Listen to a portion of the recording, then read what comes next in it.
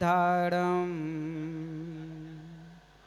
आदि सिंधु को न माने कर महावीर कीर्ति गुण गाय विमल सिंधु आचार्य उर शनिमति को मनुध्याय शनिमति को मनुध्याय गणाचार्य गुरु विराग की महिमा जन जन गाय गुरु विशुद्ध के द्वय चरण में सत्य सत्य शीश झुकाए सत्य सत्य शीश झुकाए सब कुछ दीना आपने भेंट करूं क्या नाथ नमस्कार की भेंट लो जोड़ूं मैं दोनों हाथ जोड़ूं मैं दोनों हाथ।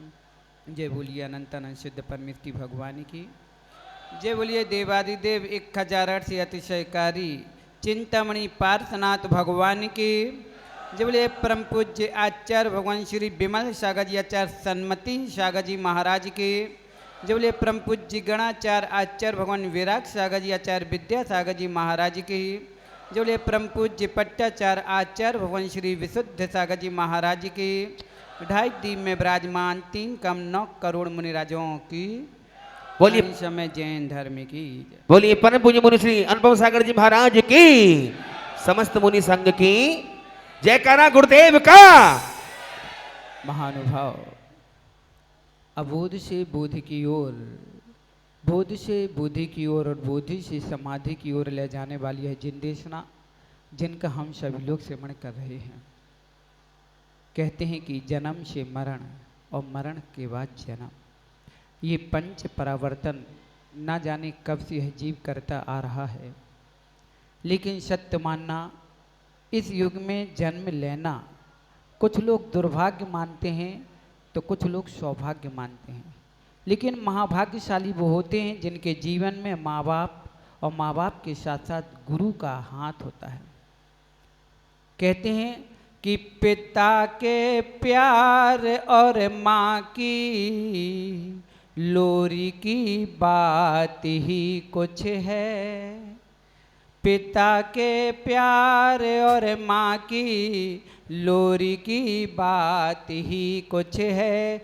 जिनको माँ बाप की छाया जिंदगी की बात ही कुछ है।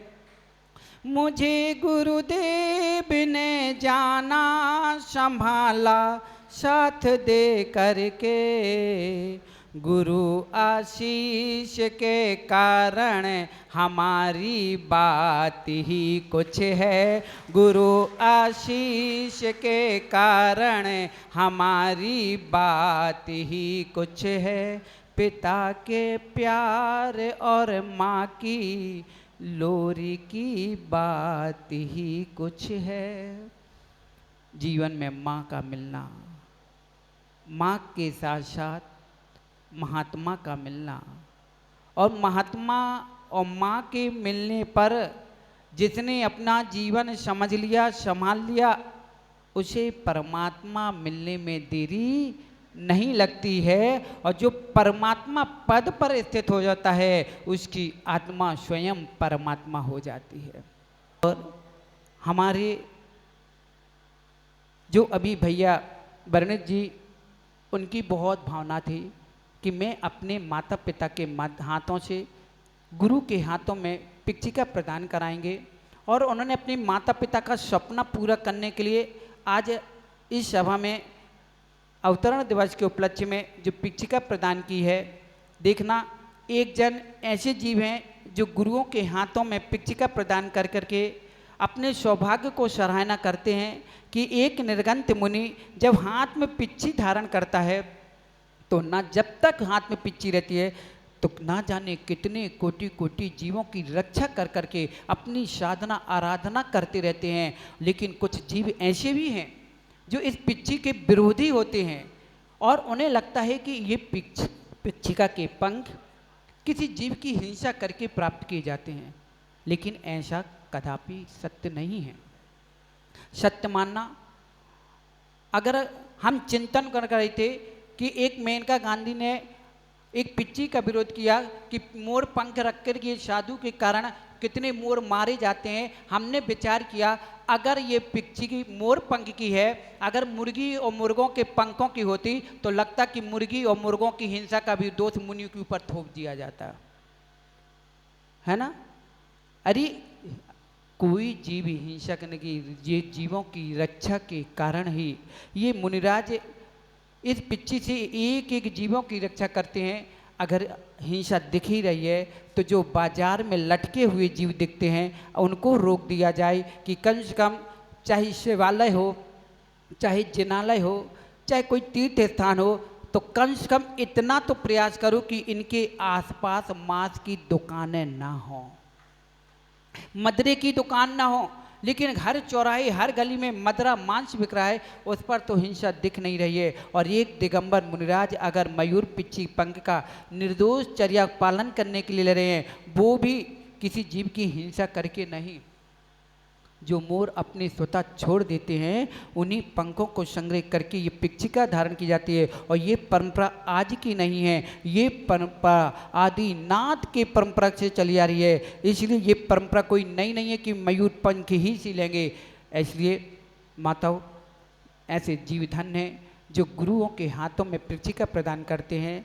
और ऐसे वर्णित भैया जिन्होंने संयम धारण करके आज अपने माता पिता के हाथों से, अपनी दादी के हाथों से मुनिराज जी के हाथों में पिच्चिका प्रदान कराई, ऐसे भाई बच्चों के प्रणाम, निर्मल प्रणामों के लिए धन्यवाद, साधुवाद, आशीर्वाद।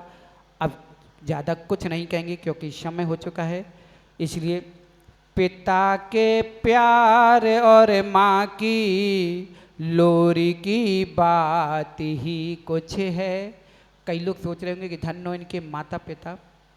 कितने लोग सोचते हैं कि धन्य ऐसे मुनिराज के माता पिता जिन्होंने ऐसे मुनिराज को जन्म दिया। हाथ ऊपर करिए, सभी लोग अनुमोदना कर रहे हैं ना। शिवम भैया, विपिन भैया, सही है ना।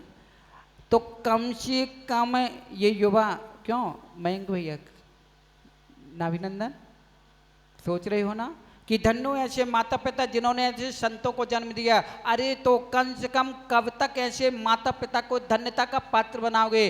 तुम में वो सामर्थ्य है कि अब हम इनके माता पिता को तो धन्य कहेंगे, साथ में अपनी माता पिता को धन्य बनाने का काम करेंगे। अगर हम साधु संत नहीं बन पा रहे हैं कोई बात नहीं है, लेकिन साधु संतों की सेवा करके अपनी माता पिता को धन्य बनाएंगे, उन्हें धन्य होने का गौरव प्रदान करेंगे। बस यही आशा, यही उम्मीद, यही प्रार्थना, यही आरजू आपसे है। जितने लोग हैं बस अंतिम श्वासों तक 4 पंक्तियों के माध्यम से कहेंगे आपकी भावना, आपके माँ की भावना और अपने दिल की भावना क्या है। माँ, हर माँ यही सपना संजोती है क्या कि मेरी माँ ने कहा था बेटा अपना फर्ज निभा लेना, अंतिम श्वासों में तू मुझको रमुकार सुना देना। मेरी माँ ने कहा था बेटा अपना फर्ज निभा लेना, अंतिम श्वासों में तू मुझको रमुकार सुना देना। बरसों से संजोए सपनों को बेटा तू सजा देना, बेटा तू है अपनी माँ का दुनिया को बता देना, माँ का कर्ज चुका लेना, अपना फर्ज निभा लेना। मेरी माँ ने कहा था बेटा। जितने बच्चे बैठे हो, चाहे पारस हो, चाहे अमन हो, चाहे शिवम हो, चाहे अभिषेक हो, चाहे कोई, इतना ध्यान रखना क्यों माँ क्यों कह रही है बार बार। तनिष भैया, 9 माह गर्भ में रख कर के बड़ा कष्ट उठाया है, 9 माह गर्भ में रख करके बड़ा कष्ट उठाया है। गोदी में ले करके तुझको मैंने हर से मनाया है। गोदी में उठाया है तुझको कांधा तू लगा देना। गोदी में उठाया है तुझको कांधा तू लगा देना। बेटा तू है अपनी माँ का दुनिया को बता देना। माँ का कर्ज चुका लेना, अपना फर्ज निभा लेना। उंगली पकड़ा करके तुझको चलना सिखलाती थी। कई बच्चों को देखा, आज कितने लोग पारस अपने बच्चे को लेके आया कोई सेवा में, अपने बच्चों को उंगली पकड़ के चला के दिखा रहे थे। तो हमें भी वो दिन याद आ गया, उस माँ की भावना याद आ गई। क्या? उंगली पकड़ा करके तुझको चलना सिखलाती थी। गोदी में उठा करके तुझको मंदिर ले जाती थी। उंगली पकड़ा करके तुझको चलना सिखलाती थी। गोदी में उठा करके तुझको मंदिर ले जाती थी। अंतिम श्वासों के पहले तू तीरथ करवा देना। अंतिम श्वासों के पहले तू तीरथ करवा देना। बेटा तू है अपनी माँ का दुनिया को बता देना। माँ का कर्ज चुका लेना, अपना फर्ज निभा लेना।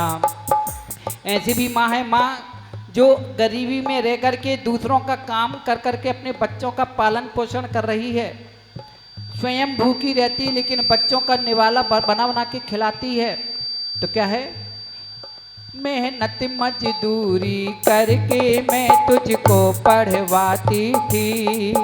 सुंदर सुंदर कपड़े लाकर तुझको पहनाती थी। मेहनत मजदूरी करके मैं तुझको पढ़वाती थी। सुंदर सुंदर कपड़े लाकर तुझको पहनाती थी। क्या है भावना? माँ उसके बदले में क्या चाह रही है? माँ तुम्हारी भावना में बोल रहा हूँ, अगर कहीं गलत हो तो बता देना, है ना। माँ की भावना क्या है शिवम भैया? छोटा सा कफन अर्थी में मेरी बेटा तू ओढ़ा देना। छोटा सा कफन अर्थी में मेरी बेटा तू ओढ़ा देना। बेटा तू है अपनी माँ का दुनिया को बता देना। माँ का कर्ज चुका लेना, अपना फर्ज निभा लेना। भूखी प्यासी रहती थी मगर मैंने पेट भरा तेरा। दुनिया में बड़ा सबसे ऊंचा रिश्ता मेरा तेरा। माँ, ये भूखी माँ रहती है। एक माँ से मैंने बोला भोजन किया क्या? नहीं। कहे महाराज मुझे अपनी भूख की चिंता नहीं है, बस बच्चे के लिए थोड़ा दूध की व्यवस्था हो जाए। तब मुझे लगा कि ये माँ कितना कष्ट सहती, स्वयं भूखी रहती है। अगर स्वयं को बुखार चढ़ी है, सिर में दर्द है तो सिर में कपड़ा बांध लेती है, पेट में कपड़ा बांध लेती है। चक्कर आती हुई अवस्था में भी अपने बच्चों के लिए 2 रोटी बना के रखती है, उसका डिब्बा लगा के रखती है। क्यों? भूखी प्यासी रहती थी मगर मैंने पेट भरा तेरा। दुनिया में बड़ा सबसे ऊंचा रिश्ता मेरा तेरा। अतिशय भैया, अतिशय भैया इस बात को सुनना कि माँ क्या कहना चाह रही है। भूखी प्यासी रहती थी मगर मैंने पेट भरा तेरा। दुनिया में बड़ा प्यारा रिश्ता मेरा तेरा बेटा। माँ का बेटा कहलाने का अधिकार बना लेना। माँ का बेटा कहलाने का अधिकार बना लेना। बेटा तू है अपनी माँ का दुनिया को बता देना। माँ की शान बढ़ा देना, माँ की लाज बढ़ा सभी लोग दोनों हाथ ऊपर करके एक बार मेरी माँ ने क्या कहा बात है, था पीछे वीडियो लो भैया बेटा सबकी। अपना फर्ज निभा लेना, अंतिम श्वासों में तू मुझको रमुकर सुना देना, रमुकर सुना देना। और क्या कह रही है माँ? लगती थी अगर कहीं चोट तुझे दिल मेरा क्या बात है? रोता था, लगती थी अगर कहीं चोट तुझे दिल मेरा रोता था, विश्राम तभी करती थी मैं जब लाल तू सोता था, हो जाए अगर पीड़ा मुझको नजरें न चुरा लेना, हो जाए अगर पीड़ा मुझको नजरें न चुरा लेना, बेटा तू है अपनी माँ का दुनिया को दोनों हाथ बता ऊपर। देना, माँ की लाज बचा लेना, अपना कर्ज अदा करना। मेरी माँ ने कहा था बेटा अपना फर्ज निभा लेना, मेरी माँ ने कहा था बेटा अपना फर्ज निभा लेना, अंतिम सांसों में तू मुझको रमुकार सुना देना, अपना कर्ज चुका देना, अपना फर्ज निभा देना। तो क्या कहती है? दुनिया के रतन सारे फीके बेटा तू है अनमोल।